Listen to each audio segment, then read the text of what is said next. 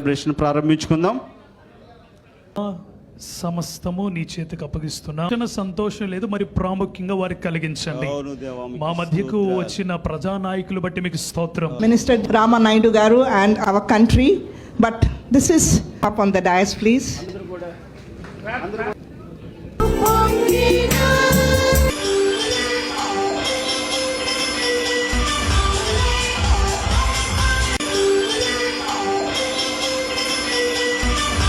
మొదటిగా నన్ను చాలా ఆకర్షించినటువంటి వాక్యం, ప్రయాసపడి భారం మోయిచున్న సమస్త జనులారా నా వద్దకు రండి, నేను మీకు విశ్రాంతిని కలగజేస్తున్నాను.